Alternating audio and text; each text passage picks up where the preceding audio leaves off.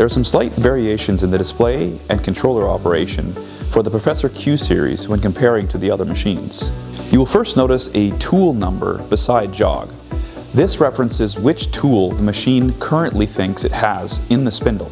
You will need to pay close attention to this number when loading tools into your tool magazine or if the machine fails while doing a tool change operation.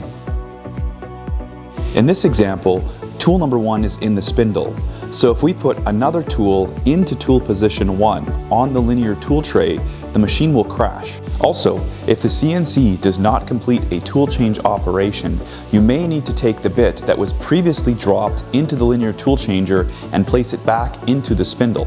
There are two ways to release the collet chuck from the spindle. The first is pressing the tool release button on the spindle housing. Second, you can press Shift and 1 on the controller. Before doing either of these operations, you will need to hold onto the collet chuck before the tool is released, otherwise it can fall and potentially get damaged. To activate a tool change, you will first need to press down, then select the tool number that you wish to change the current tool to.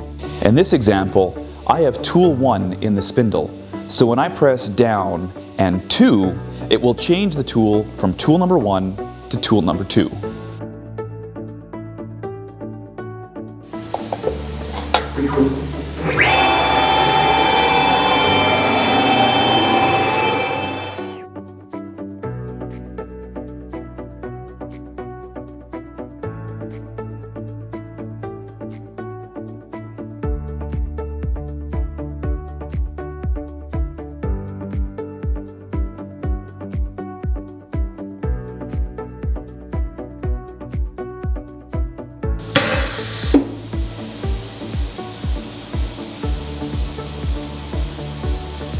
On this machine, pressing Shift and 6 will activate the tool measurement sequence.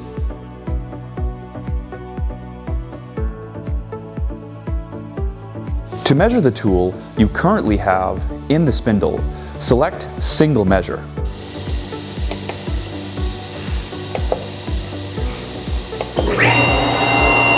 To measure all the tools in the tool tray, select All Measure. The machine will first measure the tool that's currently in the spindle, then pick up, measure, and drop off the remaining tools.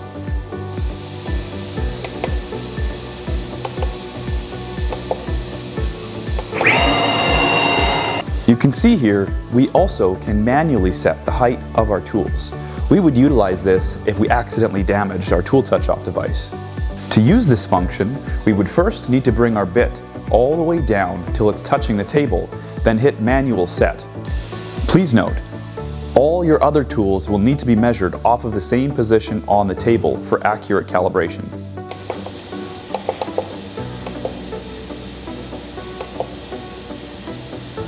On this controller, pressing the K2 button will raise and lower the dust boot.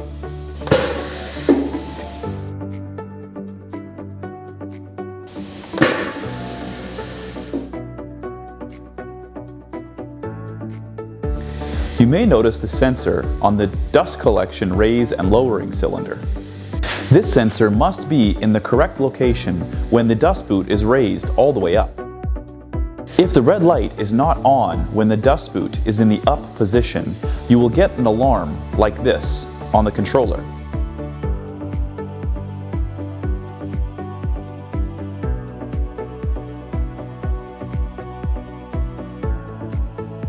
If the dust collection boot is moving up and down too aggressively, it can shake the sensor loose, causing it to lose position.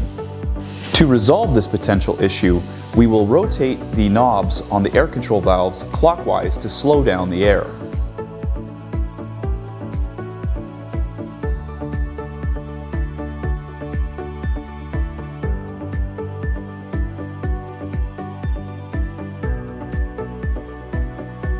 With the dust collection boot now moving up and down at a more appropriate speed, we will now set the position of our sensor. With the boot in the up position, we will use a small flathead to set the height of our sensor.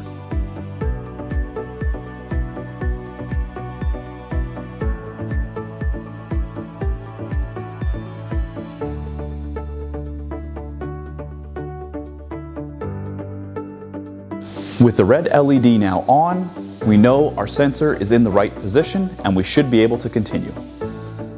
If this is your first time turning on the machine, we'll want to make sure that we verify our linear tool tray pickup locations and our position for the fixed tool touch-off device. Because the linear tool tray has been removed since calibration at the factory, we want to verify these locations before we send the machine off automatically. You will first need to toggle the display from the workpiece origin position to the mechanical home position by pressing Shift and 8.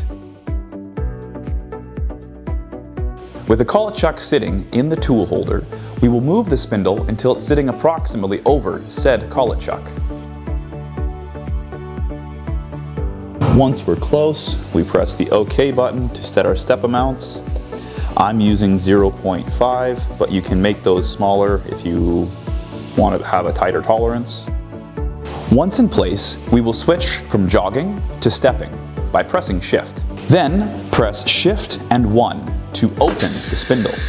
We will then lower the spindle onto the collet chuck, adjusting for the X and Y axis as needed.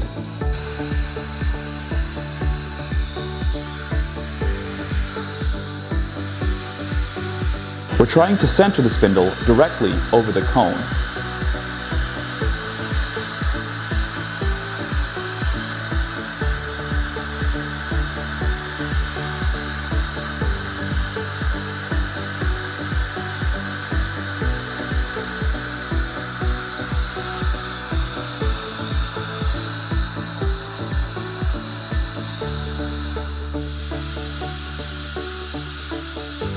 Take note of the gap between the opening of the spindle and the position of the cone.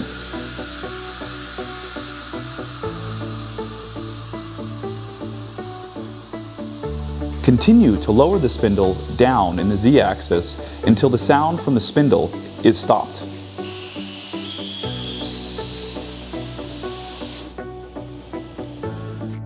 To ensure proper clamping, press Shift and 1 to clamp the spindle onto the tool. Once in this position, you now need to take note of the mechanical origin position on the display.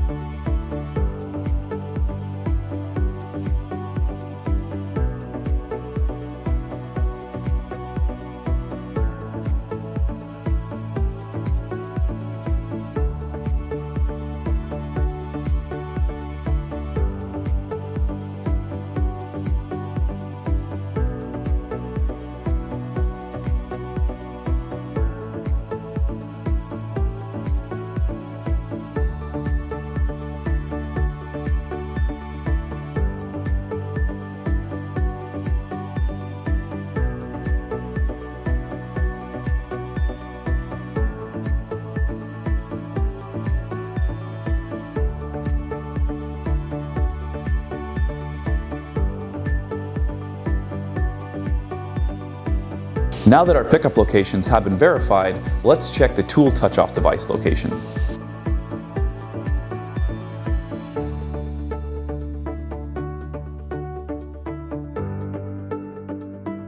The steps are very similar. We need to move the spindle so it's sitting centered just above the tool touch-off device. Putting a V-groove bit in the spindle is suggested as it makes it easier to see the center point of the bit. With the mechanical position still displayed on the controller and the machine in the correct position, we are now ready to store the information. With the tool centered over our fixed tool touch-off device, we will now record the machine coordinates for X and for Y. We don't need to record Z. We'll press the menu button and scroll down to Operation Parameters. We will then go up instead of down to find our tool change parameters. We then scroll down to Cali coordinates. With the Cali coordinates displayed, let's first set our X value.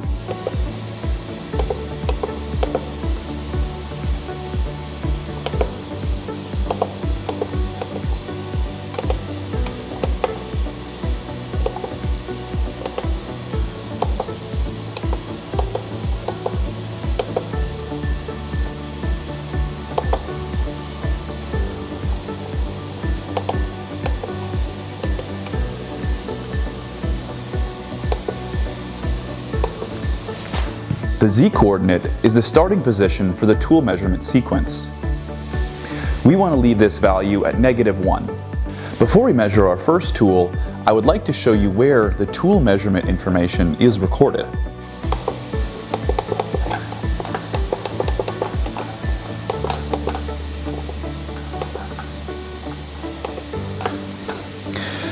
You can see the Z value for tool number 1 is currently set to 0. Once we measure this tool, you will notice this value change.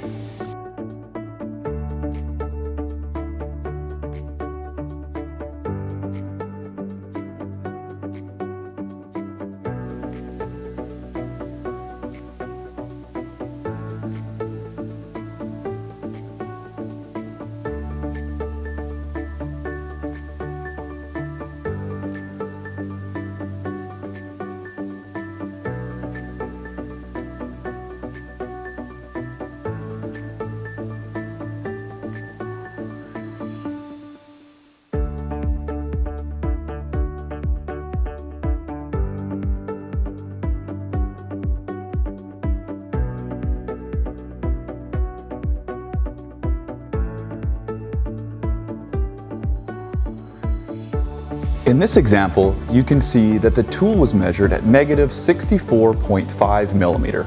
This value measures the distance from the Z-axis limit sensor to the top of the tool touch-off device. A longer tool will have a lower value, and a shorter tool will have a higher value.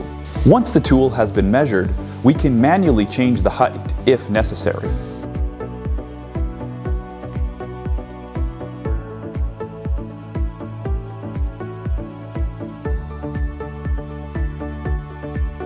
Changing the value here will allow you to calibrate the tools so they're all cutting to the exact same depth.